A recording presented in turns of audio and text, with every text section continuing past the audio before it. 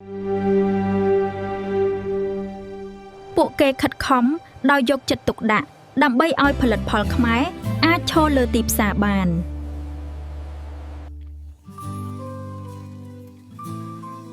លោកនាយក Formula នេះស្អាតហើយ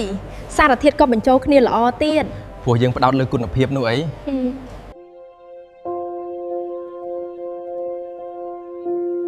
យើងមិនមែនបង្កើតតែផលិតផលទេយើងកំពុងបង្កើតទំនុកចិត្តរបស់ប្រជាជនខ្មែរគុណភាពស្តង់ដារនិងភាពស្មោះត្រង់គឺជាបេះដូងរបស់ KHNB និង Mera ចាប់ពីការផលិតរហូតដល់ការវេចខ្ចប់ពួកគេយកចិត្តទុកដាក់គ្រប់ជំហានសម្រាប់ពួកគេផលិតផលខ្មែរមិនមែនគ្រាន់តែជាទំនិញទេតែជាមោទនភាពរបស់ជាតិ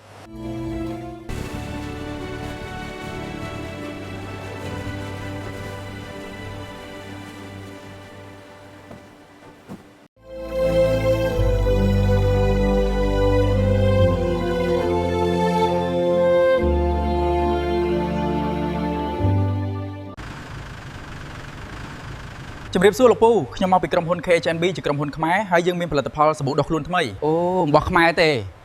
ខ្ញុំមិនទាន់ហ៊ានយកទេសូមអរគុណ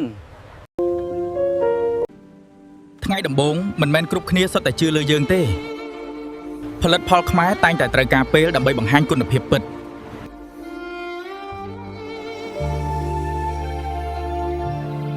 ទោះបីគេមិនទទួលយកក្រុមការងារមេរ៉ាមិនបោះបង់ឡើយព្រោះពួកយើងជឿថាថ្ងៃមួយផលិតផលខ្មែរនឹងមានតម៉ាតតាមផ្សារទូទាំងប្រទេសកូនល្អនឹងមេថាមិនមែនគ្រាន់តែជាផលិតផលទេតែជាក្តីស្រមៃរបស់មនុស្សខ្មែរដំណើរនៅមុខនៅវែងឆ្ងាយតែពួកយើងនៅតែបន្តដើរខ្ញុំប្រើរបស់ថៃរបស់កូរ៉េយូរហើយសូវទុកចិត្តជាង